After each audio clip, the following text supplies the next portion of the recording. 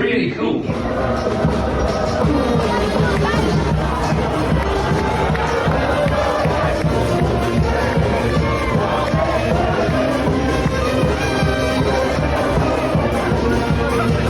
Bonjour, hello and welcome to the Rugby Rugby podcast, your one-stop shop for all things French rugby, top 14, Pro de Nationale this week. Most importantly of all, the Champions Cup, the Challenge Cups, French national side with the Six Nations on the horizon. Of course, the brilliant towns, cities, bars, restaurants, fans, everything that makes the top 14 and, well, French rugby so fantastic. Rob, and apologies as well, I think I probably sound like I'm on the moon, had a few technical issues, but we'll move. Rob, first day back after the weekend that was a pretty good time in La Rochelle, it's fair to say. Yeah, tough day today, have to say. I am, as the day has worn on, starting to get to being nostalgic about the weekend, but yesterday on returning home and for most of the day, generally on the way back, and then most of today, I've been like, yeah, it was rubbish. I feel crap. The whole thing was rubbish. But now actually, kind of as you become slightly more human again, you're like, actually, that was class. That was class. Yeah.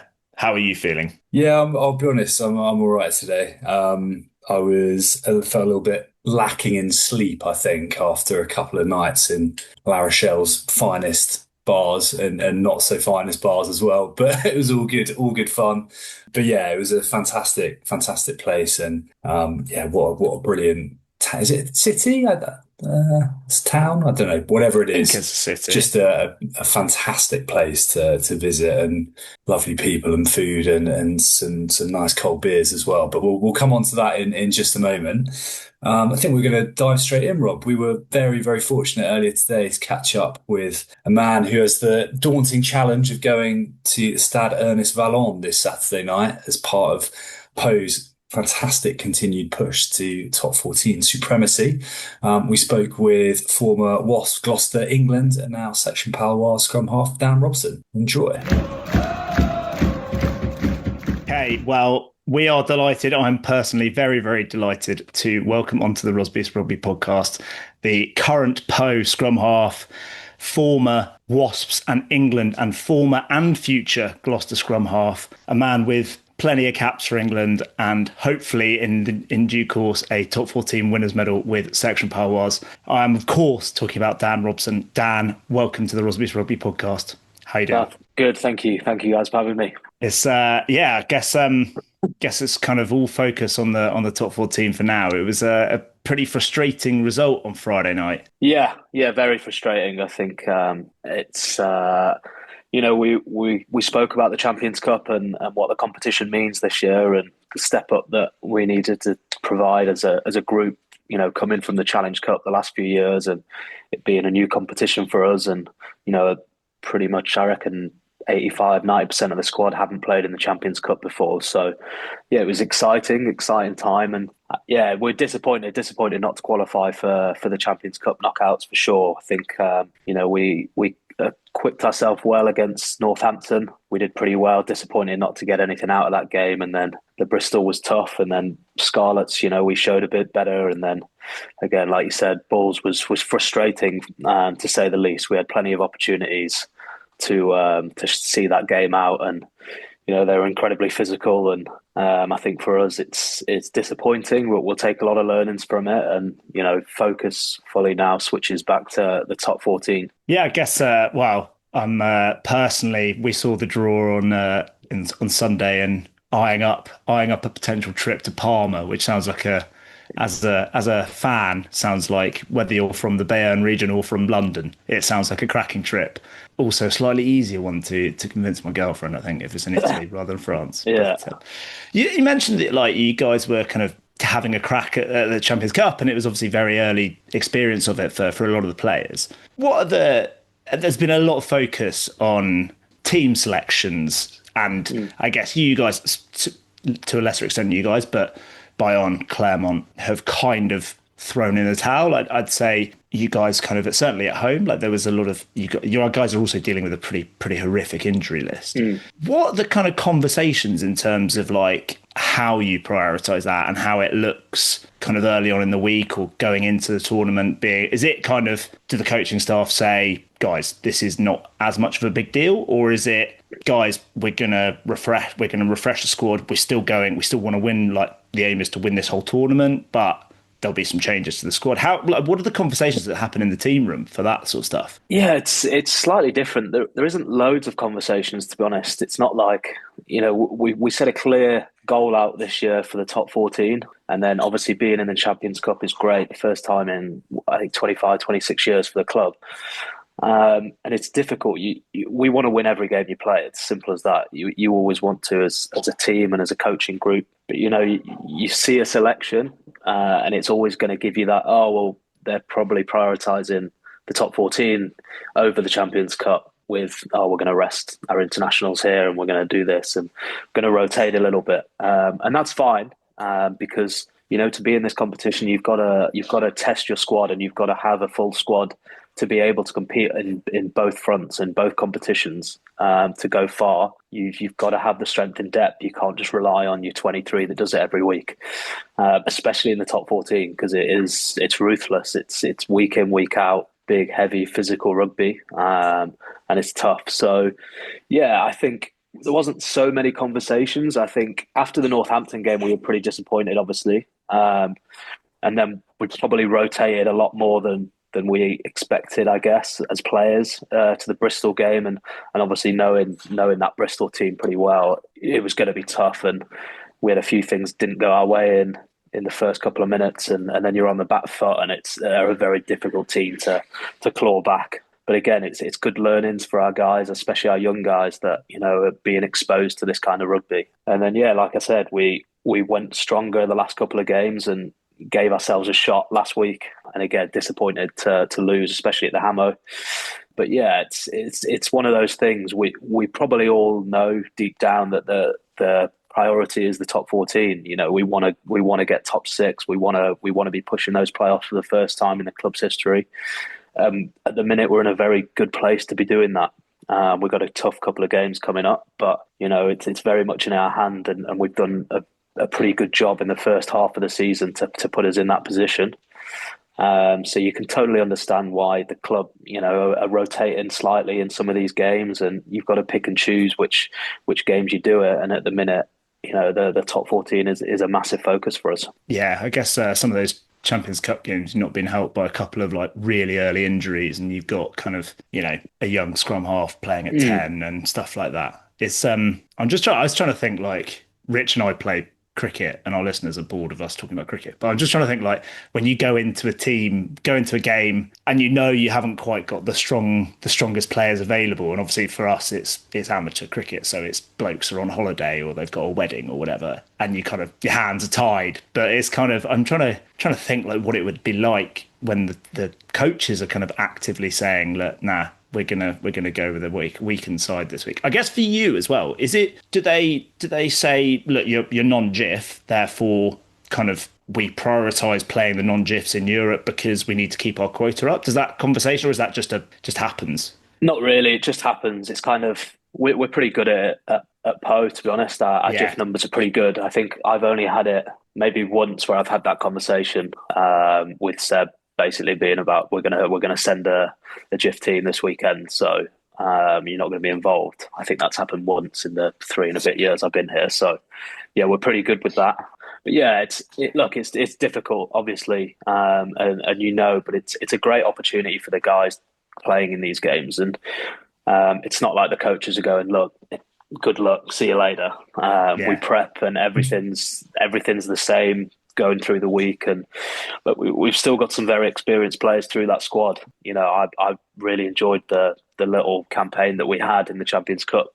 It's been a while since I played in the competition as well, so I want to be in that competition. I want to be playing in that competition, and for these young guys now to have said, I've got 3 or 4 games in the Champions Cup, that itself is kind of way more valuable than going, I played 20 Challenge Cup games. Yeah. If we're talking about the difference in standard and the difference in engagement, and exactly, like we played the Challenge Cup games here the last couple of years, and we get 3,000, 4,000 at the Hammer. And, for the Saints Bulls games, we get in 10, 11,000 and just feels different. And it's great. It's great for the club and it is great. And we are still a very young group.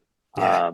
Me excluded, but there's a lot of young guys and they'll take a lot from it and a lot of learnings. And, we want them to be playing in these games. We don't want, to be playing in the Challenge Cup games and group games especially. So we want these young guys to be getting experience, even if it's going to Bristol and having a hard night there. It's something we'll look back on and they'll look back on and use and be able to kind of draw from that experience. And hopefully, in the years to come, when Section are consistently in the Champions Cup, they can look at that and go, yeah, that was a bit of a turning point, and hopefully it can kick-start something. Yeah. Dan, you mentioned obviously what a young squad it is. It's easy to, well, not for Rob because he tells me every 2 weeks or 2 minutes rather how well Po are going in the top 14, but like that itself has been, at least from what we see, led by a lot of these guys who really are learning on the job in the top 14 or maybe started to come through last year. So I mean it has been an extraordinary season. Was that, obviously it goes without saying, the intention is to do as well as you possibly can and barrage and semis and who knows beyond that, but did it kind of feel that this year coming in was going to be slightly different in terms of having a real tilt at the top 14 and impressing in the way that Po have done this time round? Yeah, I think so. I think personally anyway, and seeing the squad and seeing how we've developed, I was pretty confident coming into the year. And I think when you look at it, last year we signed quite a few players. We got rid of a few players and we signed quite heavily. And I think, as supporters and even as a player and staff group, last year we probably thought we should have been doing better with the guys we signed and the squad we had last year. Few injuries obviously doesn't help that. But what that did give us was these young guys playing, a lot of games in the top 14 and getting a lot of experience. And suddenly you're coming into this year and we've got 19, 20-year-olds who have had a season and a half of top 14 rugby, who know what it's about. They know what it's like going to Toulouse. They know what it's like going to Cast. And that is a big, big asset. And for us, we really lent on that at the start of the year and, really accepting all this youth come through and just making sure that, they're prepared and they're ready. And then, to start the season like we did, we got a great result at Cast, first game of the season. You get an away win that early for us is huge. I don't think we won an away game till March last year. So it was a long season. Those away games suddenly get tough. And then you've got that belief. Everyone's going, on these long trips away and you're going, well, why not? Why not win? What's stopping us? And we're on 3 away wins this season already, which is great. And, our home form is good. So yeah, it's exciting. And it's definitely, I think this year is probably the year that we're ready for that conversation and to be in the mix. And, I think last year was probably about right where we finished and with everything and the players, injuries and all that. So yeah, I think it's exciting and it's great to see these young guys and they seem experienced now. It's crazy. You're like looking around at people like Teo. I know you're a big fan, Rob, but like he's really commanding the room. He commands in meetings. He commands on the pitch. He knows what he wants and he'll tell you what he wants. And I just think that's brilliant to have at such a young age. And then the other young lads see him doing that and see what he's doing on the pitch and off the pitch, and that just rubs off as well. So you've got all these young lads coming through going, I want to do this and I want to do this. So yeah, it's been a good start. Yeah, because someone like Axel Desprez has already got, I mean, he's 21. He's already got 50 appearances in senior games for Po, which is that's a lot of rugby. I kind of wanted to ask you about your role in that, like as an experienced player, and guys will, if they haven't seen you much at Po, then they should, but also they'll remember you from your time at Wasps, like as a exciting, sparky, like attacking player, an attacking 9. Are you kind of, as the experienced head, do you find yourself having to be a bit of a handbrake, or are you still as much of an accelerator as you kind of always have been in the kind of Wasps fling it about days, because Po is very fling it about? or do you have to kind of temper it a little bit? Find yourself pulling it back a bit? Not really. I mean, I'd never want to pull them back. I think as long as it's about them understanding, like, it's the right decisions or it's the right time to go, like, that's the main thing for me that I can help with and I try to help with is, like, I want to play from everywhere. I want to play a great brand of rugby always, but there is a time and a place for it. And there is a time and a place where we can go, okay, what is this game situation at the minute? What is the best thing to do? Like, maybe not run it from our own line, maybe not do this. And it's just about having those conversations about the awareness and that. But I always encourage those guys. I want you to be talking to me. I want you to be telling me where the space is. I want to be giving you the ball in as much space as possible. So it's encouraging it always. I'd never want to discourage what they're about because, you know, they're all these young guys are wonderfully naturally gifted players. And it's just for me, maybe just parting some of the experience on what the game is about and how you can just round that game. Because, you know, when you step up and, like I said, with these Champions Cup games and you get to international level, you can't just run rings around everyone and run it all the time and, you know, try all this stuff. You have to have this rounded part of the game. And for me, it's just about making sure that, you know, we have a little bit of that. I'm not saying, you know, it's everything, because for us at the minute, it's a massive part of our game is letting these young guys free and let them play what they see. And, you know, for me, just being a small cog in that is great. I think there's like one thing I've noticed, and probably because I watch Poe more than anyone else, but you've kind of also, it's kind of evolved even from last season of just flinging it around. Like, you've kind of got a bit of a thing going on with Gregoire Foy, whether it's you kicking it, Thibaut Aubagne kicking it, or Axel Desprez kicking it, like just on kick chase, or whether it's aerial kick chase or grubbers through. There's also kind of other elements to it, and you have a real variety in your attack because you've just got so many different weapons. Like, how is that? Does that kind of develop naturally, or is that kind of, because you guys have got so many outside backs that are so good? How does it kind of change week on week, or how has it changed over time in your time at Poe? I think it does develop naturally, and it's kind of, everyone's different and you kind of learn different relationships. Like, I know I've got a good relationship with Greg, and he knows that he's got a good relationship with me. He will call for a kick in behind every time. Every ruck, I will hear him screaming to put the ball in behind. So again, it's going back to that point of, okay, I know you're keen and I know you want the ball put in behind, and I know it's come off a couple of times, but is the space there? Is it there? Is it the right decision in this moment? Like, let's just strip it all back. But I love that every time he's looking for an opportunity to link up or do that. And then we've got the other side of it of, like, the aerial battle, which was a massive part of our game at the start of the season, and why we were so successful and why we are so successful at the minute is, you know, we put teams under pressure with the new laws and interpretations about the escort and stuff like that. It gives our wingers, our back three, a real one-on-one ability to go after the ball. And, you know, with the likes of Aaron, Greg, Teo, Jack Maddox, there's not many better in the league, and it's been a big positive for us to be able to turn pressure into pressure and pressure into points by moving up the pitch and not playing too much back there. So we're fresh, and when we get into opposition halves, we can really kind of flick a switch. I guess slightly linked to that, is it when you're getting calls? Because you've now been in France for 4 seasons, which that's absolutely flown by. It only feels like yesterday that you kind of joined Poe. Is that partly because your French is better? That sounds like a really stupid question, but is there a little bit more like instinctiveness because you can kind of react quicker? Or I maybe, probably not. I think the instinctiveness is normal, and that's always something that I play on, and I want to.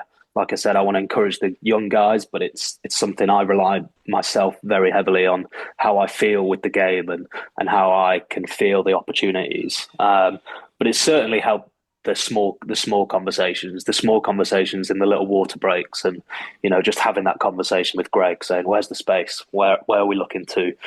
Is there any space there? Can we manipulate that?" It's probably more so those little conversations that have evolved over the time I've been here, rather than, you know, when I first arrived, being pretty shy guy that couldn't speak a word of French. So yeah, it's definitely helped, and it helps when you're on the pitch, of course. And something we're really keen to ask you, which is kind of a little bit away from Poe and the Poe team right now, is obviously just picking up on those sort of relationships and how you connect with other individuals. It seems that the big story currently ahead of the Six Nations squad announcement is will Mathieu Jalibert play the form he's in with Dupont? And I don't know how true this has been in the past. I don't know, but there's been a lot of talk around perceptions of the two of them not being able to, I don't know, fit together, work together, that kind of thing. You've obviously, I guess, maybe there was a similar situation. You would have played a lot with like Danny Cipriani, right? Who I imagine is a slightly different style of fly half to say like a Joe Simmons at Poe now, albeit both amazing players. So from your perspective, how much truth is there, do you think, in that kind of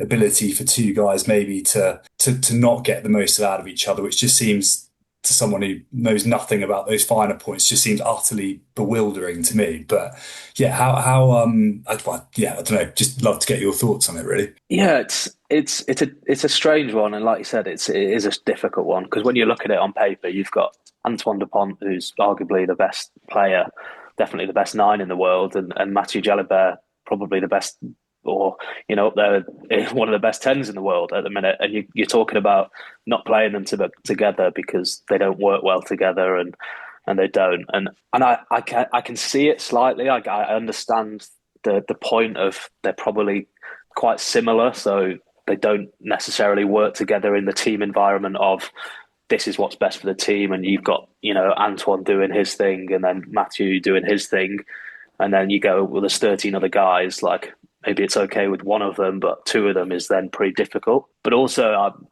I'm in the camp of you just play them both. Like you need to play them both, and that's the coach's job. For me, the coach's job need to really like sort that out and go, you guys are where we want to go and where we want to take the team. You're two of the best players in the world. Like if we get you guys firing on all cylinders, working together, there's not going to be many teams that stop France with the firepower they have up front and the pace and speed they've got in the back three.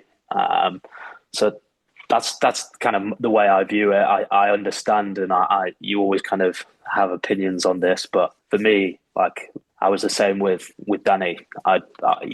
Whenever I played with him, he gave me massive amounts of confidence in the way my game was and the way I wanted to play. And I loved that. And I could always look at him in the change room before a game. Like you said before, like sometimes you turn up to games and you're going, oh, I don't feel it today, or there's something. And you'd walk into the change room and I saw Danny and you'd have a chat and you'd go, sweet, we're not losing. We're not losing today. And that's the kind of, confidence that you need. And I see the same in Mathieu Jalibert. He's world class, absolutely world class. And yeah, I think if they can get that partnership going, and whether it does take a little, injury to Roman Intermac to force that selection in it, but if those two get going, it'll be a pretty tough combination to stop for sure. You kind of got like another cook in the kitchen though as well, haven't you, with Ramos? And I wonder if that's why the Intermac partnership has lasted for so long, because they kind of have this kind of you go I go way of playmaking, from what I can tell, and we often say that the man that drives that team is Dupont, obviously, but it's Ramos more than Intermac. So I guess, is there such thing as like creative differences in rugby? Can it just be too many? Like we saw, I think you might have played in that game. I don't know. That tour where Danny Cipriani was kind of playing alongside Owen Farrell, it looked like there were too many people. There were too many people trying to control the game. Is that a thing? Yeah, it can be. Absolutely.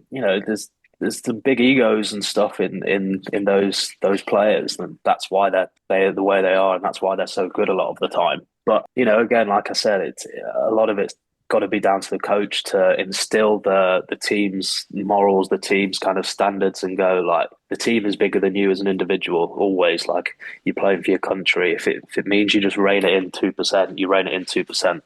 But again, it's easier said than done. Why tell Mathieu Jalibert to rein it in 2% when he's absolutely carving up trees at the minute? So yeah, it's a difficult position, absolutely, but one that I'm sure Galtier will be pretty happy with being in that position, going, oh, who do we pick out of all these mavericks and brilliant, wonderful players? It's it's a nice headache to have. Certainly makes it easier for his selection at this point, anyway. Whether as soon as Ntamack gets fit again, whether he comes back in. The other one we wanted to ask about, and we kind of had a bit of back and forth last week on this, was the scrum half situation, because there are a lot of injuries. It looks now like Baptiste Serin is fit. I haven't seen anything on the squad. It's announced tomorrow as to kind of whether he'd be in. But obviously you've got Dupont. Would you just go Serin and Kuyu? Is it the kind of, or is there kind of with Serin, I've always thought that there was perhaps again to hark back to him, but like a kind of bit of a Danny Cipriani situation where he's either the main man or he's not there. So like we kind of on the Argentina tour a couple of years ago, he was brilliant as the captain, or I think he might have captained, yeah. And then is that a sort of thing as well, or is it sounds like we're talking a lot about egos, but again, like he's the one of the best scrum halves in France. Who would you pick as your three? Yeah, it is tough. And the thing is you can have a few egos in there, but it's tough to have a lot. And the other thing is you've got to know Dupont's starting, he's the captain, he's going to be the starting nine. So who's the backup? Who's the third choice?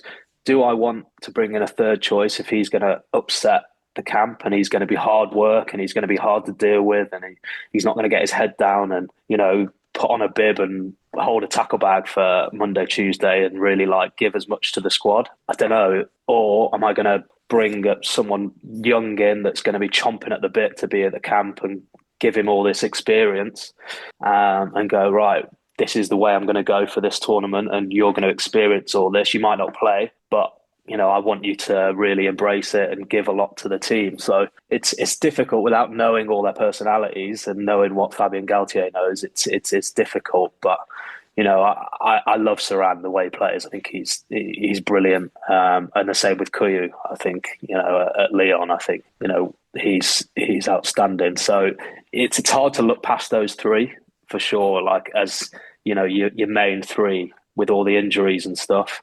But I wouldn't be surprised if there's someone in the mix of that third choice just to kind of get that experience and someone that's going to come in and kind of just get their head down and work and not really create any rifts or be unhappy that they're coming in for a couple of days, getting sent home to play for the weekend, because it's not an easy situation, that having been there myself a couple of times. Well, I was kind of going to move on to that. Like, is there anything like within scrum half play that you think that the casual fan might not see? That so like for years, and I don't want to bring up bad memories, but there would have been times over your career where people have been clamouring, Dan Robson's got to be in the England team, Ben Spencer's got to be in the England team, but they're just not getting picked. And aside from Eddie Jones being Eddie Jones, like, are there any kind of subtleties in scrum half play that the casual fan doesn't see? Like, we see this so-and-so's got a good kicking game, so-and-so's really quick around the fringes, they've got a great pass. Is there anything else that we don't see or don't pick up through the TV?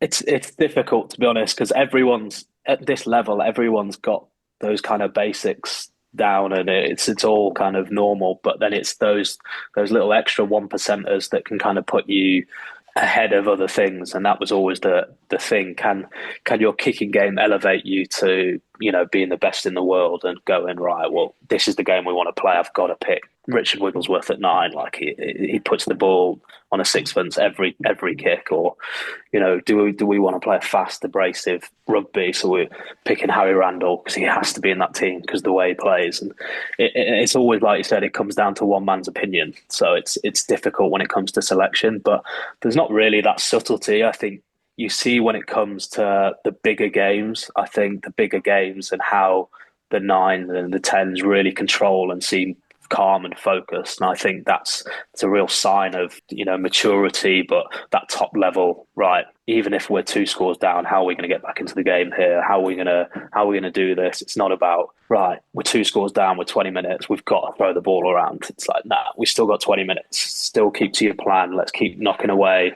Whatever's working's working. So yeah, it's hard as a neutral and even as me watching, I think. But yeah, it's difficult. But I think the way that France play and the way they want to play is a lot of their 9s are very similar. And I think you've kind of got Luku is the exception of that really controlled figure of I can control this game and I'm going to take the ball by the horns and this is going to be my game. Where and obviously Antoine Dupont, but in a slightly different way. Where he'll just get the ball and run through most of the team. So yeah, it is difficult, but that's where the selection comes down to of who you want to have in your squad and be able to turn to at certain games or certain moments in the tournament.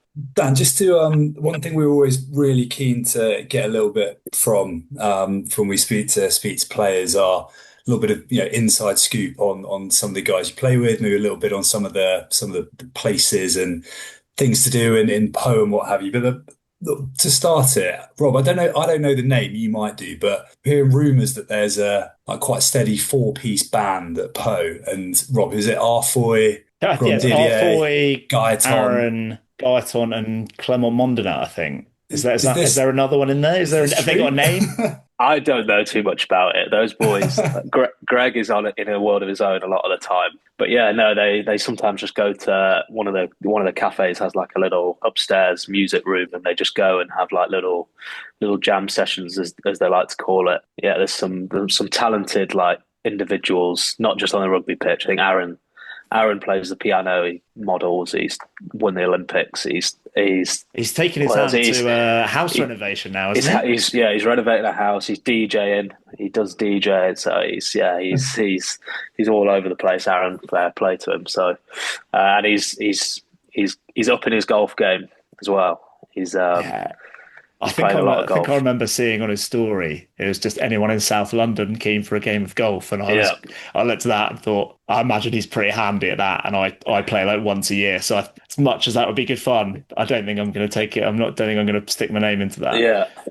Obviously, so you're obviously not renovating your house. You'll be packing it up soon. What kind of, I mean, you've had a brilliant time at Po, I'd assume, kind of having to turn your back on your England career because of the one with Wasps but you did extend and then you kind of made the decision to come back. Like what's kind of driven those various decisions at those various points in time for you? Yeah, a few things. I think I've loved my time here, obviously, and it's been an incredible experience. And hopefully this year we can really finish, or I can finish my time here with something really concrete.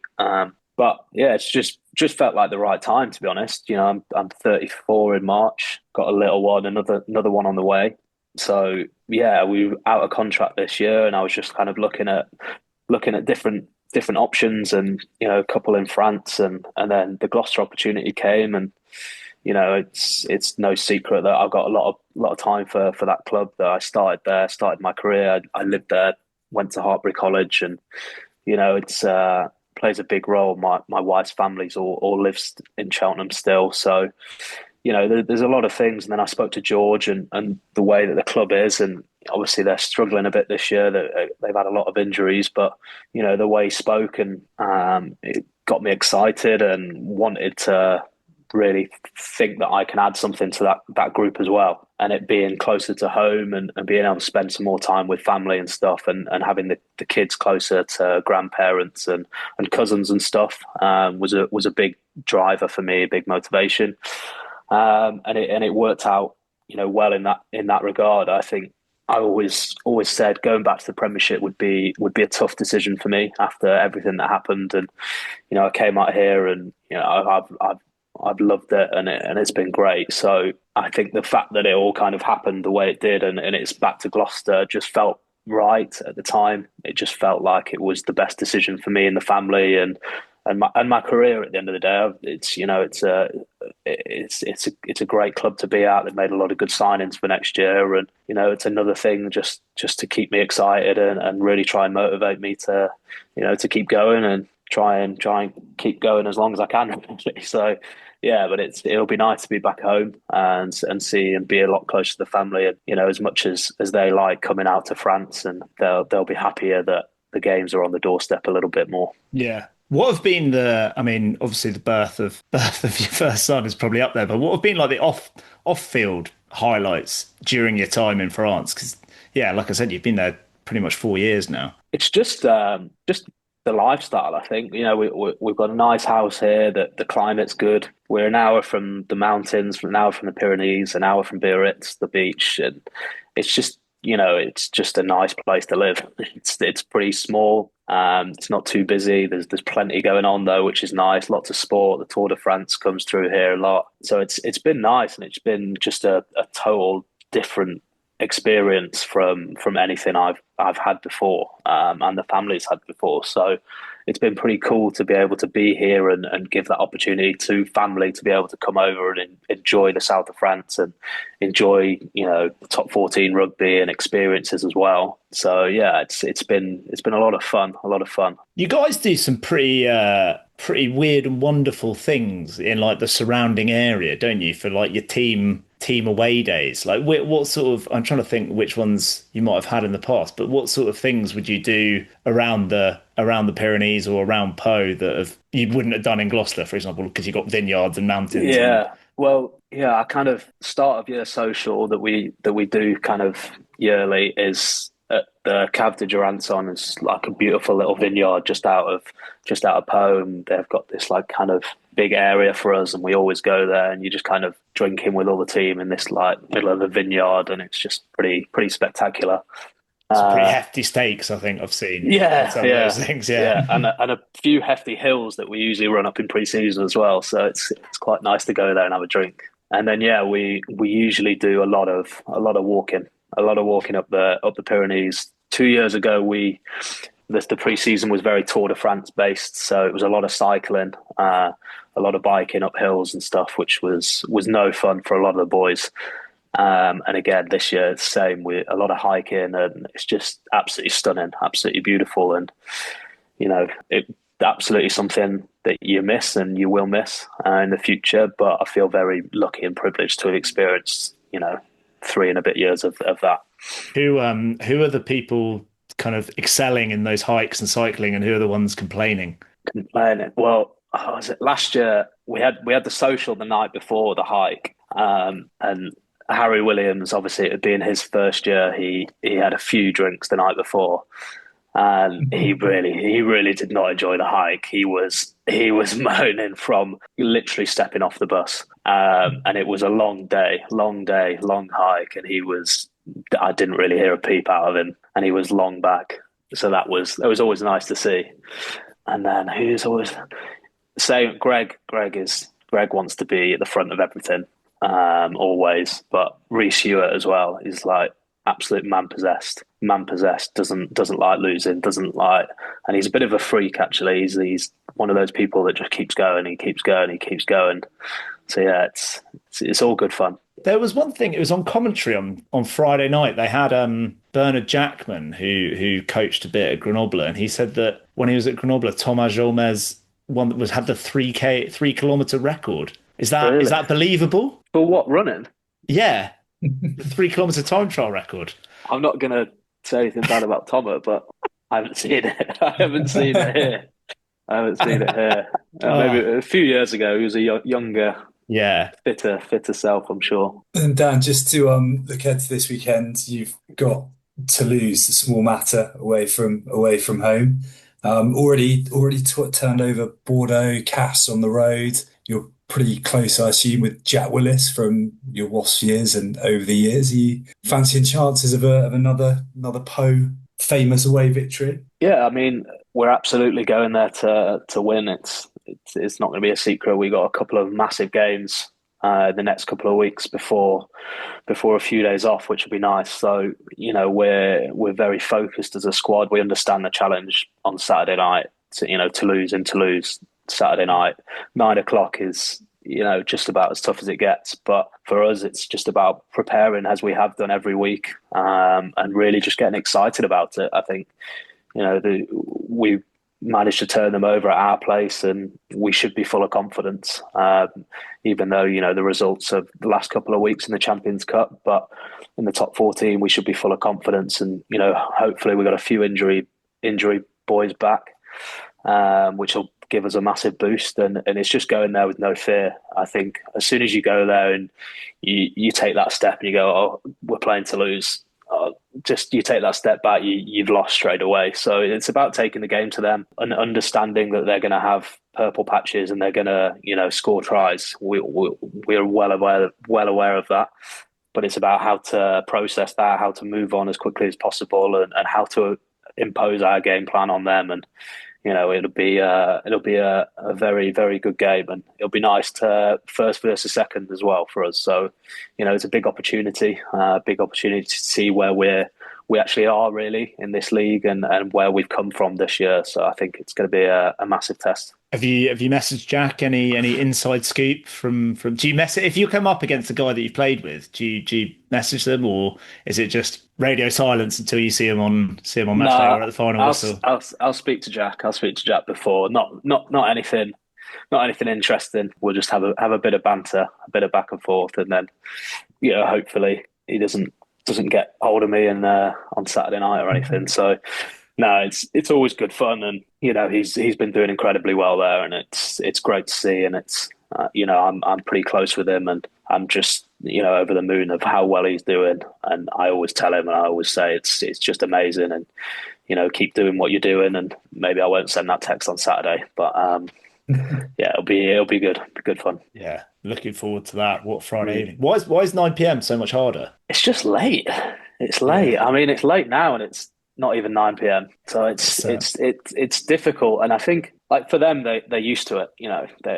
They play most weeks at 9 p.m. and this isn't an excuse. It's just the way it is, and the bigger games are on at 9 p.m. and for Poet, we very rarely had that over the last couple of years, and again, like we had the chat with, we've got to be used to these Champions Cup games. We've got to be used to this format. We've got to be used to playing with the whole squad. It's kind of the similar-ish chat is, we're going to have more 9 o'clock games.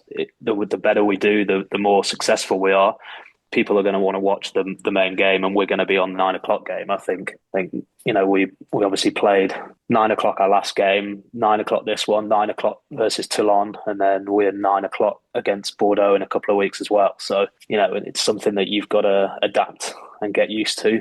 And it's late, but it's great. They're always sold out crowds, and everyone's absolutely bouncing off the walls for it. And it's a pretty special atmosphere. Yeah, can confirm firsthand that it gets quite rowdy. Yeah, gets quite tasty at Stade as well on at 9 o'clock. You guys got a good record in the 9 p.m. games this season, so hopefully hoping for another big one on Saturday night. Rich, have you got anything else? Just the final thing, which I always love to ask. There was one cafe, restaurant. Maybe it's the open mic night at this bar to see the boys playing. But anything. I'm sure, Rob. I know you'll be out to Poe again. I'm sure, and I'd love to go back out there. It's been a while. Anywhere you'd recommend for folks visiting Poe? Yeah, it's the classics really. The Le Berry's great. You want to go there for steak. They don't take reservations. It's very French. You go there, queue up, get your steak and chips, and it's 10 out of 10 every time. And then cafe wise, there's Beans, which is incredible, really. Just with the spot, it's just on the corner of the boulevard, overlooking the mountains, overlooking the Pyrenees. So you sit out there and have your coffee or cocktail, whatever you want, and just kind of sit and watch the day go by. Is pretty special. And then there's another cafe that's just opened, actually, called the Pixel Cafe, which is just further down the boulevard, which is a new little spot, a new little favourite of mine. Similar, same kind of view, and it does some good coffee and a good little brunch. It's a lovely spot to have a drink, isn't it? On a sunny afternoon. It's definitely, whether it's coffee or a beer, it's lovely along there. Definitely something I'll miss. Yeah. Awesome. Thanks very much, Dan. That's you've been really generous with your time. That was brilliant. Guys. Good luck on Saturday. Good luck for the rest of the season. See you, if not before, we'll see you in the semi-finals. Absolutely. We're going to try and get out there. Yeah. But sounds best good. of luck for the season. Cheers, Thanks guys. very much for coming Appreciate on. it. Thanks. Thanks. Bye-bye.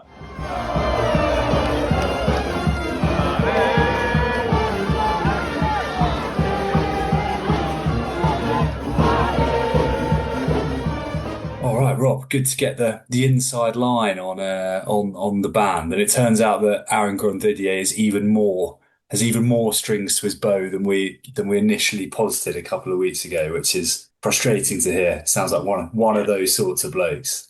Yeah, he's definitely one of those sorts of blokes, isn't he? I forgot to slip in that Dan Robson is a former international fly half himself, and he is also, France's first game is against Ireland. Dan Robson has played fly half against Ireland in a Six Nations game. But wanted to see his. I wanted to look him in the eye and see his reaction to that, but no, he was that was brilliant. Some fantastic insight on the France squad, which we will come on to later. But we are going to kind of talk Champions Cup stuff generally. Yeah, Which and, Poe are now out of. Although, what's better, an away trip to Palma in the Challenge Cup, or a trip up the road to Northampton in the Champions Cup?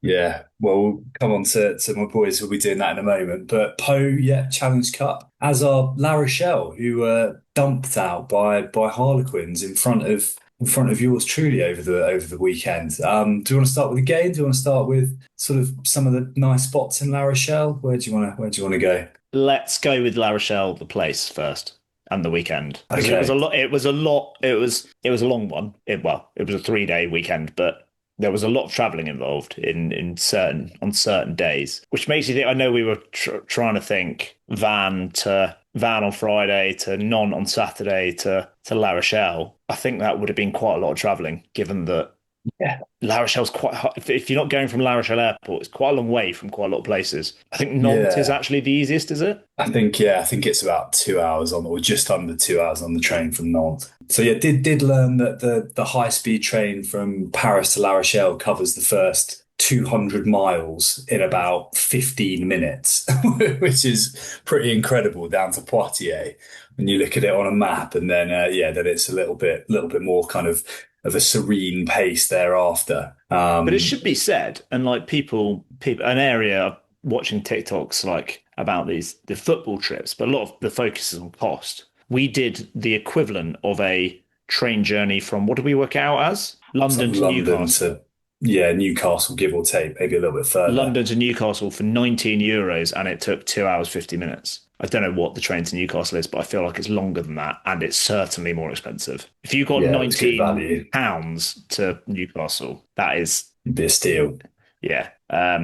So, which is, it does make, while it's long and it's travel heavy, A, the train's very comfortable, and B, it was a steal in terms of price. Yeah. It doesn't makes the extra legs the legwork you've got to put in to get to La Rochelle more palatable. Like if that's €50 a pop every time, it's a little bit more punchy. But yeah, we arrived in La Rochelle. Well, we flew to Paris, you and I. We met up, kind of convened, the four of us. We went to a couple of spots that are big favourites of yours, Richard. Big favourite. Well, I love Avant Comptoir de la Terre. Or de la Mer. De la Terre. Be the fish one next door. And where else did we go? Was that it? The Great Canadian. Oh, the Great Canadian. Had a lovely I've had a couple of Suffolk folk who, in Alex Moon and Carl Wilkins on this podcast, must be the only Adnams pub in Paris, which is quite good fun. And then off down to La Rochelle. Wet, really wet when we got there to start with. Which felt sort of slightly typical. Quinn's supporters travel in pretty sizable numbers, don't they? Like that train we were on was rammed with people going to the game. Clearly, taking advantage of that cheap ticket. And then, I don't know what more there is to say other than La Rochelle is lovely. Went to a net, which was, you found, and then actually was weirdly enough recommended by a friend of ours. And that was a lovely meal, that. Yeah, very nice. What would you call it? Sort of, I don't know, like modern European, something modern like European. That. Yeah, French with a few kind of slightly alternative twists. I had a Roscoff onion and Roquefort sauce, which I'd say is fairly French, or Bleu d'Auvergne sauce maybe. But and then a pork chop, which I personally thought was absolutely exceptional. So and then some sort of pistachio chocolate ganache dessert, which was unreal as well. What did you have? I had the kind of fish of the day, and then like a rice pudding, which was absolutely unbelievable. My starter was... You had the broth. You had the ox cheek gyoza broth thing, which was bloody excellent as well. Yeah, so I did pretty well out of that meal. So very happy with that. Nice wines. Then it round the corner to Big Weenie Antonio's bar, which was not exactly kicking off. I cannot think of a time I've been more underwhelmed by a bar. Like I genuinely thought Big Weenies was going to be absolutely heaving. Like Saturday night, there's a rugby game on the day after. There was rugby on TV, and then But the patron of said bar is captaining.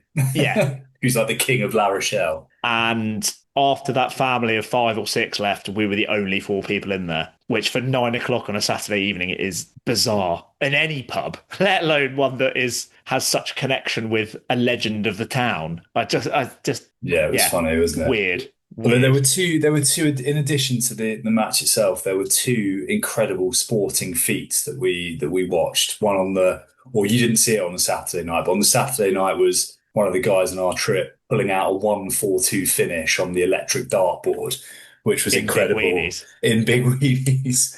And then on the Sunday night, which arguably kept us in General Humbert's, which was the sort of local English bar, which all the kind of Quins fans piled into. There was a proper fan, like Quins fan. It was cracking. Yeah, it was great fun. Which I think they did for Bristol as well last year. Okay, yeah. I mean, it was awesome. But the African Cup of Nations final with the 17-minute strike, the missed penalty was like just a sporting twist. In addition, that like, I'll never forget where I was watching that game. Yeah, it's some of the most remarkable sport you will ever see in your life. Don't remember much of General Humbert's in like anything else, but do remember being transfixed by African Cup of Nations. Match day itself, so we watched that. That was obviously Sunday evening, where General Humbert's was pretty much the only place open, which was a bit disappointing. I would have liked to have tried a few other bars, but Sunday evening, La Rochelle, lots of places shut. But we got to talk about the build-up to the match day. One of the best build-ups to the match day I think we've had between us amongst our trips. Fantastic market. I mean, there's a sort of similar, I guess, identikit market in most decent sized French towns, right? But just in terms of the sheer weight and apparent quality of what they were selling in terms of seafood, meat, cheese, wine, like, I mean, obviously it's the same stuff most places you go, but yeah, if you're an oyster fan, which sadly I'm not, after turns out I'd probably ruin the entire trip if I was to try one again. But if that's your bag, oh my God, La Rochelle, they're something like the longestines and stuff. One of the guys got a thing of sort of wild pig salami, like a mixed plate, which was an absolute joke. Just fantastic. Like a brilliant spot. Lovely atmosphere, kind of crackling around. Few of the Quins players walking past, mixing fans, just spot on, I'd say. Yeah, thinking about it, I'm not sure I felt up for it at any point, and I don't love oysters, but I feel like I should have had one at some point. Yeah. Oh well, have to go back, won't I? I kind of filled up a little bit too much on some outstanding pastries, it has to be said. But we then sauntered. We got a taxi in the end to Au Vieux Crampon, which basically, when I was trying to work out when we might need to leave for the game, came up on Google Maps, and I thought, "Oh, let's have a look at this." It is a bar owned by French legend, former French scrum half, Toulouse legend Jean-Baptiste Elissaud, and he has it with another former, and he played for La Rochelle before he moved to Toulouse, and he co-owns it, I think, with another former La Rochelle player, and Eloi, I can't remember his surname now, but he played for La Rochelle in the late 90s. And we were out in the little terrace bit, set menu of charcuterie, entrecôte, steak and chips, and I don't think we made it to dessert, but it was cheese or a Normandy apple tart, but amazing steak, amazing charcuterie, amazing atmosphere. Talk me through the highlights of that, Rich. Well, I think you've mentioned it all. It was spot on. It was sort of, I guess it was like your archetypal like rugby bar come restaurant, right? In terms of all the let's say merch, that's not quite the word, but like the old kits on the wall, the old programs on the wall. Loads of match balls from millions of match balls, including we found out one from the Andorran Rugby Federation, which took a little bit of identifying. But yeah, if you're going to La Rochelle at any point, I would highly recommend it. And the food was really good, and lovely wines as well. We did book in advance, so yeah, I'd book in advance for that. It was just like essentially a kind of normal French restaurant, people sitting down for a set menu, and then randomly someone on another table would burst into song and start singing Ici, c'est La Rochelle, and everyone would join in. There was even a rendition of Flower of Scotland at some point. I'm not entirely Yeah, sure that how was quite weird. that was quite odd, as well as a Wimbleway. Yes, that was also quite odd. Yeah, there was Um, definitely a bit of fusion singing going on in there. Yeah. And Um, I did pop out for the welcome of the players. It was pretty rowdy. I'd put it mid-table in terms of, yeah, I mean, you can see the players right up close. Like I kind of couldn't quite believe how close I was to like Ronan O'Gara and Greg Aldrett, and Paul Boudon is an enormous bloke. But yeah, match day. Talk us through the match itself or the experience. We didn't actually eat anything in the stadium. I realised that. I didn't really see that many obvious no, food outlets. no, I'm sure We there. didn't need it. We'd had such a big lunch. I'm sure. Yeah, I'm sure there were somewhere. Yeah, it was fantastic. There was a real like the Marcel Deflandre is obviously it's what 10 years the last game they played there was 10 years of sellouts, right? So it was quite a high bar you're anticipating. I think Couple of seats next to us, though, weren't there, Richard? there were in the first half. I think they then got filled, but I was very keen Okay. to to. I think someone had obviously was late or was standing somewhere for some of it. Yeah. But yeah, it was I mean it's a brilliant like it's fantastically well put together ground. It's you had players signing autographs and one of our mates got a photo with Will Skelton, which was quite funny. He sort of ambushed him, which a brave man to do that too, but he managed to get away with it. And I think I kind of sensed that it was the first half, and I think maybe I don't know if it's a result of the performance or how well Quinn's played, but it didn't feel like it really burst into life in terms of the kind of vociferousness until probably around the hour mark, and then it Yeah. got really tasty, maybe around or just before like the Bergeron try. Which was I mean, fantastic. There were a lot of really good tries in this game, actually, which Yeah.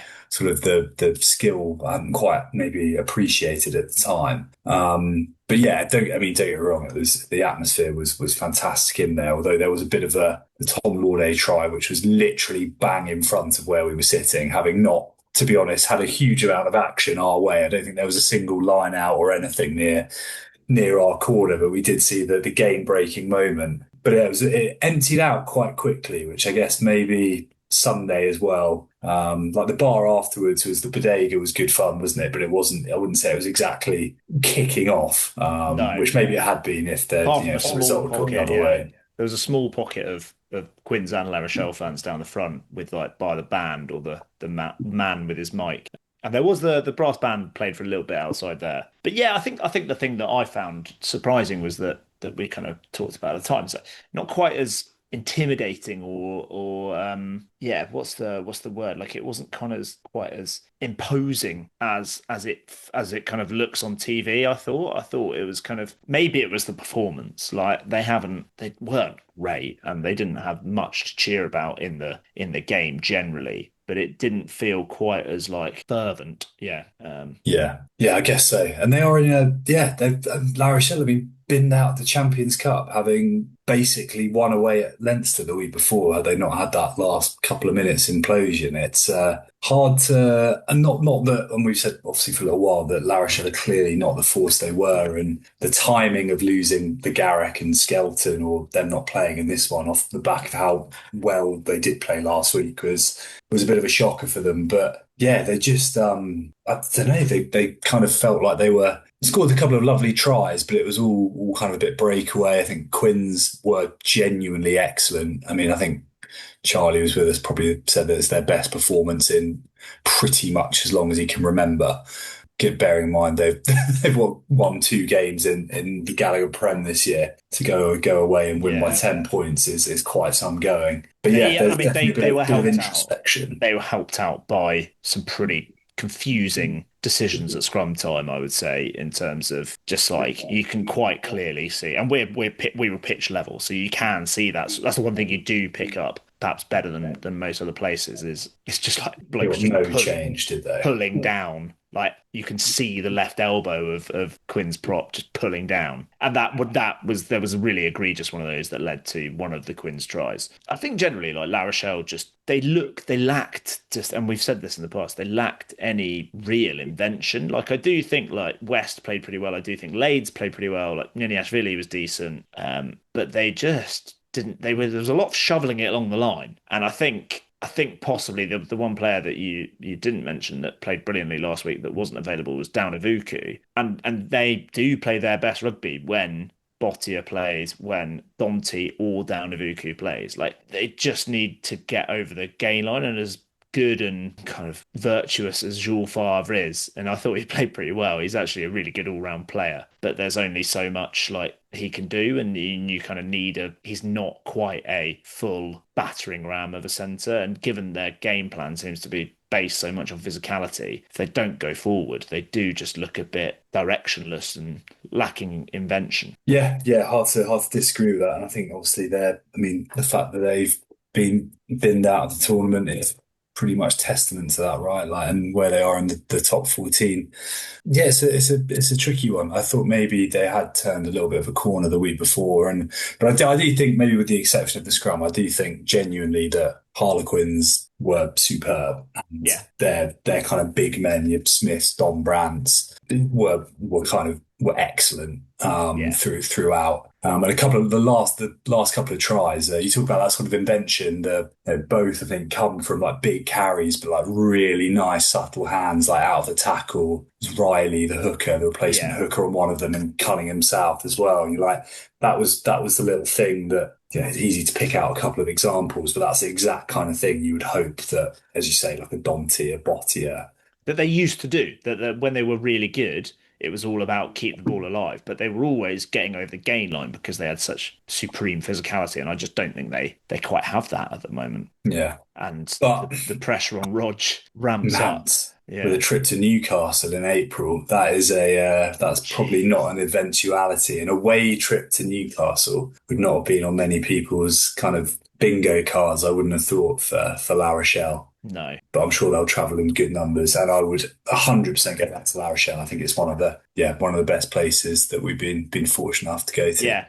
I think just a closing comment is that, like, it felt like you hear about all these places, it's such a rugby town, and people just dialing it in about French rugby. But I do think it did feel like a rugby town. It felt very, very heavily invested in the rugby. Maybe it was because of where we obviously went to a bar before the game that's owned by a former player, but just generally on match day, it felt like the whole game was gearing up, and there was a lot of rugby memorabilia in shops and shop windows and on people's houses and on cars and stuff. It did feel very, very invested in the rugby. Yeah, definitely. So, Rog or not, they will be back. Yeah, I would have thought so. So you are back, mate. Cast, talking of rugby towns, gone away to Munster. Only the third French team, I think, ever to win at Munster, which is I'm delighted, not least because it feels like it's fully, to an extent at least, dispelling Cast's very well-earned reputation of not giving a shit about Europe. But they were, obviously we didn't catch all of it, but bits we did see they were fantastic again. I say again, they've been fantastic in halves this, both in the Champions Cup and in the top 14. But yeah, really, really good performance from them. Soccer Barley, first ever professional start, was in the Champions Cup team of the week, which is very cool. Yeah, just delighted. Another Fijian that we mentioned last week that scored a wonderful try with a lovely angle, who is just an absolute baller. What a signing Vuate Karawalevu has been. Proper there. Yeah. Three kind of bits of individual magic from this in that game. Shabuni, who's had actually quite a few weeks, and then Badiang just absolutely on the crossfield kick towards the end, absolutely bumps Daly, I think it is, but just too much power. The thing in this that won them the game is actually the goal kicking, because they had some tough kicks, Fernandez and Hervé, and Crowley had some easy ones, and Munster have lost by what, 3 points? So yeah.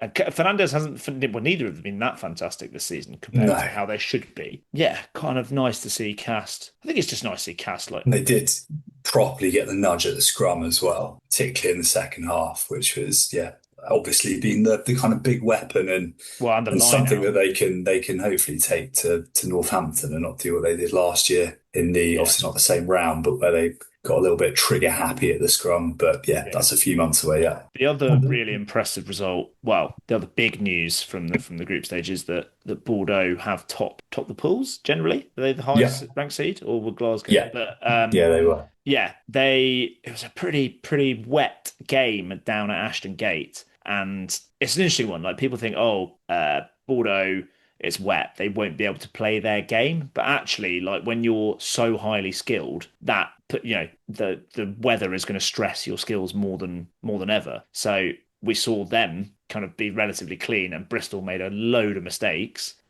slightly because of the weather. And I think, well, Bordeaux scored 4 tries, and I think 3 of them are almost directly from like dropped balls or missed balls and stuff like that from Bristol not dealing with the wet conditions. And then the third one is just a bit of a loose-ish. The one that kind of sparks with Jalabert breaking through the middle is a bit of a loose kick chase, and yeah, just you could put that down to a Bristol error as well. So it just shows that Bordeaux can do it in the wet.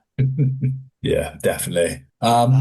Where else? I think they were kind of gifted that. I think that could have been a much tighter game if Bristol hadn't made some pretty howling errors. And Louis Bielbiere, I just think, like, when is he, like, what records is he going to rack up? Because he just scores so many bloody tries. Yeah, I do feel a little bit for Bristol, who have now got to go away to Toulouse in the last 16, having finished on more points than Toulouse in the group stages.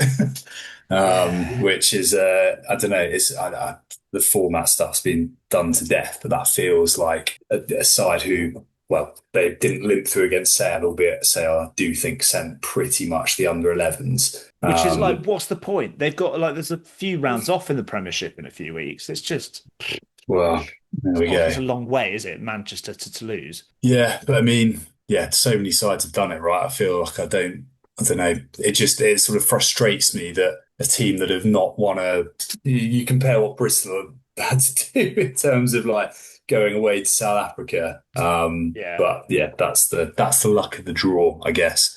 But yeah, I think Toulouse, that probably 77-7 could have maybe been more, but there we go. What else happened? Toulon got a decent away win at Gloucester, which was obviously much needed because they were very, very patchy against Munster the week before. They look much better. They look much more use of the backs, and the back three all had a fantastic game. Dreyan and Furte look amazing. Brex won man of match, but some really nice touches in there from Ollie Cowie alongside inside centre. I wonder if he will. He's getting picked more and more. I wonder if Sanzel had a bit of a shocker as well for one of the tries. He just missed it on chasing back and looked quite old. And I wonder if that's the next stage of the evolution for Toulon, is to move on from Sanzel and Nonu and just bring in Ollie Cowie, another youngster, because those youngsters are really good. Like, amazing that if you give them the ball, Furte and Dreyan, they do some amazing things. It's good, just mind-blowing stuff that. Give good players the ball and they do well. And then what else happened to round us off? We've already mentioned Poe, unfortunately, succumbing. Sharks, Claremont. I mean, Claremont have had the most forgettable of tournaments. It's been almost impressive, I dare say. They had the second and first youngest players to have played top 14 this season were playing. Did they? Side. Yeah. What a stat that is. There was going to be something. The reason I know those players is because there was, in the longer version of the Christmas quiz, there was some questions about the youngest player in the top 14 this season. You were spared that. Yeah, wow. Thank God for that. And then again, we caught a little bit of, actually, through some patchy Wi-Fi, was Bayonne Leinster, which was quite a good game. It was quite a good game, or certainly the bits I saw, and Bayonne would probably, I don't know if better than a 9-point defeat or whatever it is. Yeah, I'd say so. And I think Leinster kind of towards the end of the second half, it was a little bit like they were playing the rugby and they were squeezing, weren't they? But it did feel a little bit hard done by. They got the luck of the Irish. They got the rub of the green a little bit, I think. I think one of the tries. I think that there's still a forward pass from Prendergast, but there was a point where I was like I remember being about to kick off if one of the tries being awarded, because it just felt like Leinster were getting absolutely. There was a knock on, wasn't there? That was then converted, that then got pulled back. Which was a tasty bit of refereeing. Although you're not really getting away with that at the Stade Jean Daget, I don't think, are you? Like, someone somewhere is going to find out. It's going to be pretty loud. So yeah, the Champions Cup group stages are concluded. It sets up for how many have gone through? Only 4, which I would say is not an amazing return, all things considered. But in terms of Bristol fans getting away trip to Toulouse, might be a bit thankless, but fantastic. Leicester or Bordeaux, Leicester have weaseled their way through there. They must have been the lowest seed, right? Yeah. And then otherwise, I think that's the Lotto Stormers. That's a long old trip from Cape Town to Toulon, but a quite a cool one nonetheless. There might be some South Africans in the UK or in the Yeah, Netherlands. that's very true. That is very true. Yeah, that's a split decision whether to go to Parma or Bordeaux. Tough choices as a hybrid Leicester Section Paloise fan. Well, particularly given your sort of poison chalice record of games at Bordeaux, Yeah. yeah, you tend to bring Away the team home team struck again, didn't it? Yeah, yeah, it has done a few times Oh, now. I was gonna do. I'll do that for next week. I'll work out what my win rate is for the home side in games I've been to in France. It seems to be getting lower and lower. Nice. Do we want to talk very briefly about the Challenge Cup? A few French teams Good kind win for of. Montpellier. That was actually a pretty good win because that was a winner takes all game. And Stade Francais had a winner takes all game and lost it against Ulster, so they finished second. But Montpellier got the win away at the beleaguered off the field Ospreys, with some good performances from Scots. A couple of tries for Alex Masabaka. Hoggy played pretty well, steering him around the field, some good kicks, kicking at goal. But yeah, Masabaka, I think I saw Masabaka is in the Scotland A squad. I just don't Yeah, I saw know that. how does he not get in there? How is he not banging down the door for an international call up? Like it's just got so It's a much bit power and dynamism that does. Scotland don't have. Yeah, you'd think it'd be worth a go, right? If nothing, if nothing else. In the bigger Um, squad, like in the first team squad, yeah. Yeah, yeah, there we go. probably agree with that. Otherwise, Montauban, who understandably sent a pretty weak side ahead of well, they've got a massive game, haven't they, this weekend against Perpignan.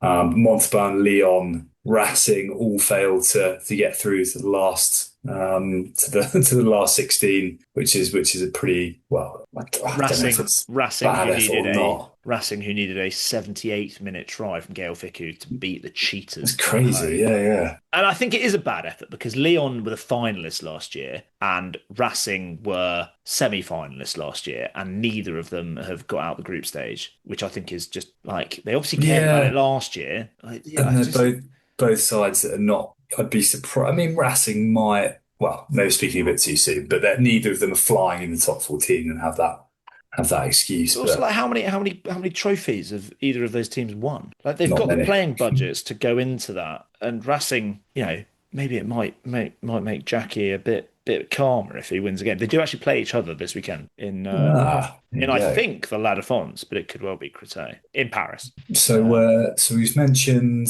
Oh, I You hadn't sat realised those two. you sat with a 71st minute penalty from Antoine Ocaña to snatch a draw against the Lions and go through with 7 points of points difference better. I don't know whether that's a good thing or not for Perpignan, but they did it.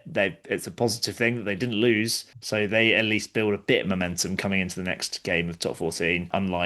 Unlike Montauban, who couldn't get out of the tournament quick enough. Yeah. All right. Should we mentioned a couple of them there, Rob, this weekend in the top 14. I mean, Toulouse Po, it looks a real standout on Saturday night, obviously, that Dan very excited to be involved in. Cass going to Bayonne. I don't know. Could Cass do it two on the They spin? are the last team to have beaten them at Stade Jean Daget in the top 14.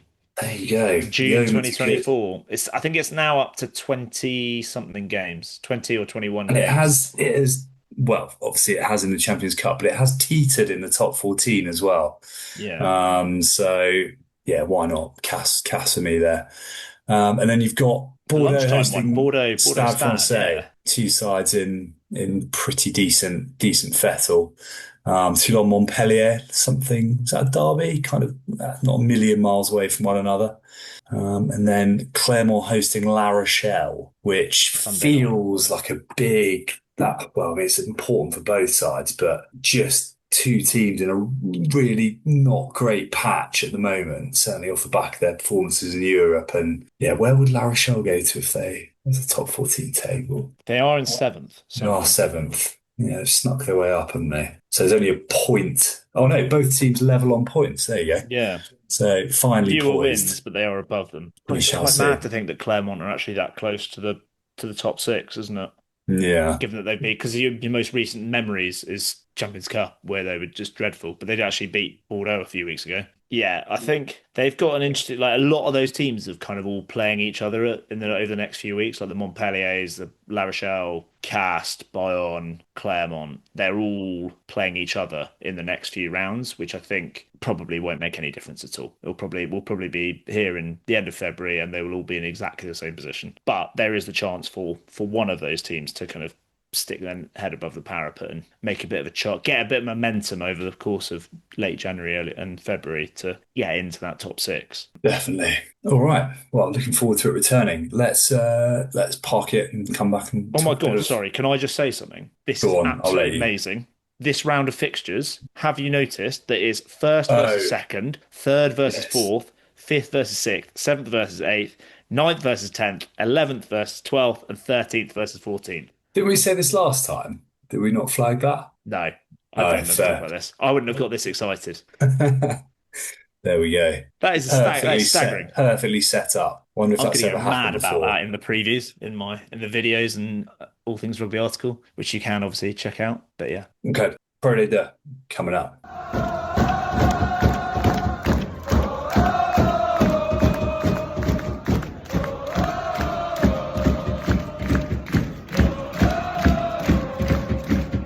All right, Rob, there was no Thursday FI UK game this week. They've kept their powder dry, but the early kickoff was probably if not certainly the scale of the result. Provence, who are looking really, really tasty, absolutely hammered Nevers, who have not been beaten at home this season, which is quite some statement. To lose 45-10 at home for any team in Pro D is mad, let alone one that's 8 from 8 at home. They had the second best home record in the league before Yeah, that. completely wild. And I think probably they had the couple of they did nearly cook it against Brive, didn't they? They went something like 28-5 down 2 weeks before at home and wrestled it back. But yeah, Provence, who are looking pretty sublime at the moment, it must be said.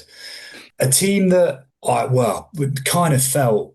Well, we thought we'd given Oyonnax a bit of the Rosbiff bounce with Zach Holmes coming on, who didn't actually play in this, and seems to snatch defeat from the jaws of victory against Colomiers away, which would have been a hell of a statement from a side that seemed to be pretty locked in, I reckon, for the top six. But they conceded 3 tries in the last 10 minutes or something. Yeah. And one of our listeners, Trefton, who we mentioned last week, was doing the double between Colomiers and then Toulouse versus Sale, said that there was no way that Colomiers should have won that game. They did not deserve to win. They just happened to turn up for 10 minutes, but they were pretty dreadful outside of that. So yeah, take from that what you will. But it's yet another instance of Oyonnax cocking it up at the death. Yeah, it was That game is crazy. won, right? Like, Yeah, be that completely. far up, even not just at half time, but at the 70-minute mark. Yeah, Yeah, not a good one for them. There were though a couple of at the other end of the table, a couple of really, even at this stage in the season, I think it's fair to say important wins for Carcassonne against Dax 2015. Bowl all intents and purposes, an excellent performance from a man we met not long ago, Frank Bradshaw Ryan, who's he's on loan, right, from yep, Montalban. yep. Yeah, Made Midi Olympique Rugby Rama Team of the Week for Pro D2. Well done, Frank. But the fantastic. bonus point for Dax keeps them out of the relegation zone. But it is very tight down there, thanks to another win. Stade Montois. That is why Colomiers are going to get promoted, mate. Because I said this to you, Because didn't I? Mont-de-Marsan Because keep they baiting. because they beat Mont-de-Marsan at the Bonnie, whereas Mont-de-Marsan at home have taken down who, like Provence, Valence Romans, Brive? Nevers, possibly Brive. Yeah, they are. Yeah. But Colomiers, they held out. Yeah. They snuck a victory. But yeah, I mean, I don't know what that says about the teams that have beaten Mont-de-Marsan Yeah. at the Bonnie. But yeah, This is one of these classic sort of French rugby conundrums that is unsolvable. it's like one of those things where it's like, Carcassonne beat Mont-de-Marsan at home, and then Mont-de-Marsan at the Stade the Andre Boniface. And then Mont-de-Marsan beat Van, which means Carcassonne are better than Van, Yeah, despite being opposite end of the table. yeah. I know exactly the sort of logic. the logic, the tried and tested logic. Van, who beat a very, very heavily weakened Brive team, Crap, isn't it? which was frustrating given how big a game this is. Yeah, it is the two biggest sides in the league if you're talking about budgets, if you're talking about attendances, and yeah, it was disappointing. Although there was I hadn't realised it was his actual first team debut for Lewis Noon, Yeah. which is very cool. Yeah, very cool. Who's played? Did he play for he's played for like some of the French under 20s, so, yeah. right? Under 18s, maybe. Under 18s. Yeah. Okay. Well, congrats to him. But yeah, it's just shite from Britain. It's also they moved it to a Saturday night. It's meant to be like a showpiece game, and I don't know who they've got Bezier at home this week. Like, it wasn't. So I'm gonna not to be the dull fact checker, but he had actually played twice for the senior team before. did he play in that penultimate game last year, or the last game of last Yes, year? correct. A Bezier team. Yeah, yeah, yeah. When he would have been 19, I think. So yeah. The average age of that team was about 19, I think. Beautiful. Looking ahead, what's the Thursday night lights this week? Agen v Colomiers, which is interesting because Colomiers are going well. They are now officially the best away side in the league in terms of wins. I think they're 5 wins out of 8 away games. 5 wins and a losing bonus point, or 4 wins and a losing bonus point. And Agen are not going well, I would say. I think it's 2 wins in their last 8 since the start of November. So the winter months have not been kind to Agen at all. So they could really do with the win. And Colomiers seem to be in pretty good form. You'd hope that they will go fairly strong as well, because that's actually a targetable game. I wonder if Agen, having had such a positive start to the season, are slightly reverting to the mean of kind of last year's last couple of seasons underwhelming stuff. Yeah, they actually, although I think that's the only game we didn't mention, they didn't go too badly, bar the fact they conceded 45 points, but 45-36 at Grenoble was probably a little bit more of a, I don't know what's the word, a bit more extravagant than I was expecting there to be a final score there. And they did the couple of those ones they've lost. They've been not too far away, but yeah, you're right. They've certainly lost a couple that, given their early season form, they targeted as well, I think. So this feels like quite an important game for them, which is exciting and should make for a good watch on Thursday evening. And they both play some pretty good rugby as well, like some pretty expansive stuff. Craig Willis loves to fling it about and dovetails quite nicely with Matty Jean, and the same way however they set up at fly half and 15 for Colomiers, they dovetail quite nicely. So there should be some pretty good attacking rugby. But I would say Agen should have the better scrum. Can they get at Colomiers at scrum time with the kind of really good front row that they've got? That could be the pinch point for me, I think. Yeah, we'll see how it pans out. A few other notable fixtures that look good. Bit of a local derby, the sort of Basque lawn derby, Dax Biarritz. Very similar badges and colours. Absolutely. Provence hosting the LAC. That's a decent journey for Aurillac. Probably not feeling overly optimistic, I would have thought. And then the game, which is arguably, well, I don't think arguably, certainly on paper, the game of the round is Grenoble hosting Van on Friday night. Huge game, that. So, well, it's also massive in the sense that in seasons gone by, it might be one you'd think Van might hold a few back for, but I'd imagine the way that Grenoble have been going, they will think this is a hugely winnable fixture.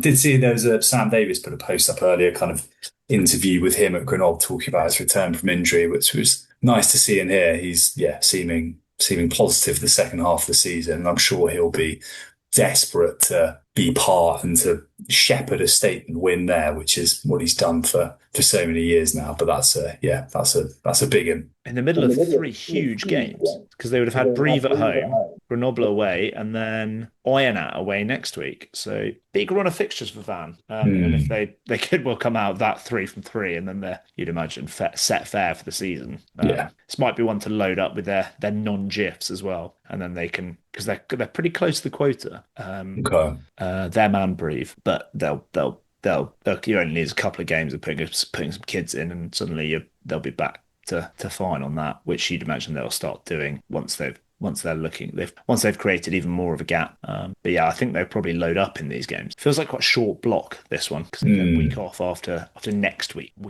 Okay. I think we've wrapped it up quite nicely there, Rob. But quick word on Nationale. There was I don't think there were too many shocks this weekend in the third tier, were there? There's a win away at Narbonne for Chambéry. That was a pretty key result. Périgueux added to Tarbes' misery, if I've remembered that correctly. But there was one slightly shock result, I would say, in Marcon-Barrouel getting a win at home to Rouen, 26-21, which keeps them 2 points from safety, but at least keeps them in touching distance of Bourgoin, who were beaten quite comfortably by someone, I think. But it does mean that Rouen, who we thought would have been, ready to return to Pro D2, they're 17 points behind Périgueux in 6th. So them and then Bourg-en-Bresse are 2 points ahead of them. They've got a game in hand against each other, Rouen versus Bourg-en-Bresse, which I think is in like April.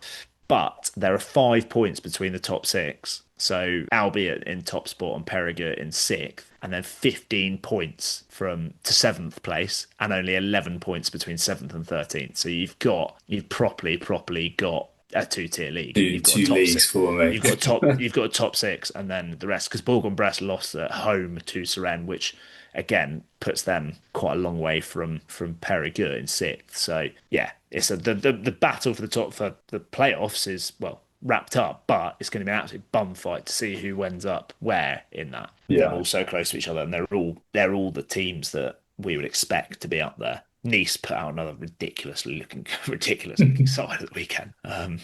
Need to try and get to another Nationale game before the season's out. A lot of fun to be had. All right, perfect. Let's come back, finish with a couple of Petit-Fours, and then we'll let you go.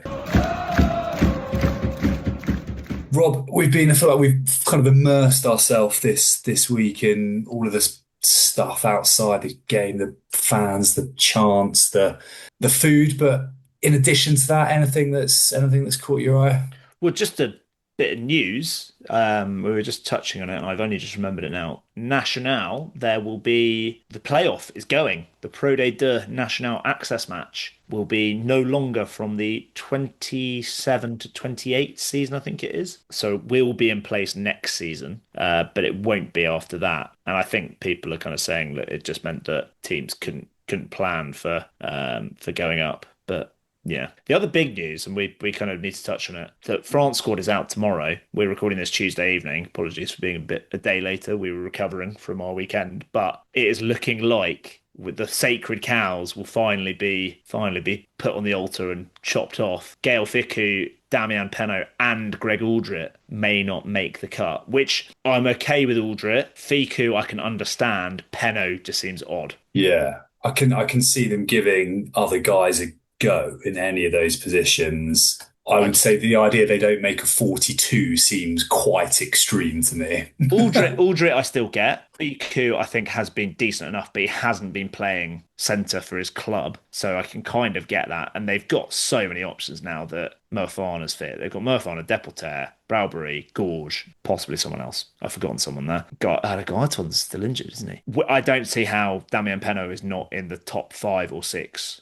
wingers in France. And I as much as I love Grégoire Arfoy or Aaron Grandidier, Damien Penaud is still a better rugby player than them. I know Penaud is mad, and I find him incredibly frustrating. You absolutely love him, but he is a better winger than those guys. He actually played pretty well against South Africa. And Yeah, I find that feels a bit, what's the phrase, like baby with the bathwater. Like it seems like a really odd way of going about it. Yeah, interesting. It is interesting. Couple of bits I saw in the week. There was although they got absolutely hammered at home by Treviso, there was quite a nice like local clubs day at Lyon, where all of the local clubs, 40 local clubs were in attendance. In the week they promoted it by all of the squad having photos with the local club shirts. And then they had a mascot from each of the clubs walk into the ground with the players as they entered as they did the kind of walk through into the Gironde, which was a nice touch. nice. And then I've got one other thing which really made me laugh, so maybe we'll finish with that unless you've got something I've got else. a couple. I was going to say that we nearly got a scoop on one player getting a debut call up to the France squad, but it sounds like he will be injured. So shame. Don't know if you want to name him, Richard, but you know. No, I'll leave it. I'll leave it out rather than. One player that has caught the headline and will be hopefully playing on Thursday night, Thomas Adelaide. There has been a saga involving the 23-year-old. He's on loan from Toulon at Colomiers, and there was a particularly salty club statement from Toulon that came out yesterday saying that they'd kind of, we've been working with Thomas, we want to see him develop, like all the discussions have been positive. We felt the loan was very good for his development. We were looking forward to having him back at the end of the season. And then then he spoke to his agent, and suddenly, Thomas doesn't want to be with the club anymore next season, is looking for opportunities elsewhere. And it kind of says like, Toulon will get compensation for his training. I think you get a bonus if you have brought someone through your academy. And we'll use it on a player that will be proud to wear the red and black, which is so salty. That's brilliantly salty. But yeah, that's a bit of a blow, actually. It's rumoured to be going to La Rochelle. Okay. But he's a good player. Fine young player, yeah, I like him. The other one, you mentioned Leon, roughly in the same sort of area of the country. I did see this in Ilta Daffis Jouet newsletter, which you should sign up to if you haven't already. The 6th tier Saint-Claude beat Cercle Sportif Ledonien 29-27 last weekend in a local derby that was moved to Oyonnax, the Stade Charles Maton, which is obviously pretty cold this time of year. 3,000 people went to that. Wow. 6th tier rugby. That's very cool. Yeah. I love it when they move into like tiny games. Like if you're one of those players, that's like yeah. The top 14 stadium, basically, isn't it? Yeah, it's like one of our Malden Wanderers second 11 games being moved to like the Oval. It's amazing. The last thing that's me done. The last thing is our favourite player, the great man himself, Sekou Makalu. Did a little video last week on Instagram he put up with the caption "Smooth Friday." His Friday consisted of him driving in his sports car to the ground, which is fair play, getting his kit out of what I think is a bright Stade Francais pink Louis Vuitton holdall, which is one of the most outrageous bits of kits I've ever seen. Filming himself slapping people on the back of the head, quite very playfully, not like sort of mid-noughties happy slapping, anything like that.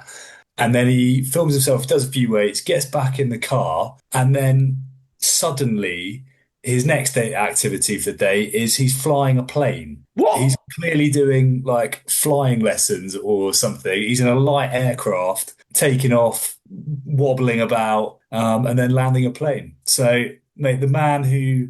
And was it a smooth landing? It looked fine, yeah. I mean, he's lived to tell the tale. He posted it. So, the original hybrid player is there's even more strings to this guy's bow. Like he's so good. You were talking about things you didn't have in your bingo card. I did not have Sekou Makalu flying a light landing aircraft. a plane. Because they're not big, those planes. No. And he is. Yeah. I thought when you said it was Smooth Friday, it was just going to be like a clip of him wet shaving his head, like a pre-game ritual of him wet shaving his head. I'm sure that was in there. He does have a very smooth dome, doesn't he? Yeah, he's immaculate. But yeah, just another reason to add him. Another reason that he's the best player in France, basically. Yeah. Right. Let's leave it there. Rob, it's been a cracking few days of French rugby, both on the ground and catching up afterwards. So you can, if you follow us, Rosbiff Rugby, take a look on allthingsrugby.com or the Rugby app to see some of the articles. I think there's also a little reel up of our trip Yeah, I think so. that they've peeled together off the back of your excellent footage taking, Rob. So have a look at that. Enjoy it. Enjoy the return of Pro Day Deux. Thursday Night Lights on FI UK on YouTube. Anything I've missed? No, you can follow the games live, like the live stats you get on the Rugby app as well, which is quite good. And a big final thank you to Dan Robson, who was a fantastic guest. Wishing the best of luck away at Toulouse with his move to Gloucester later in the year after Po have won the top 14. All right, I've been Richard. That's been Rob. We've been the Rosbiff Rugby Podcast. Au revoir. Au revoir.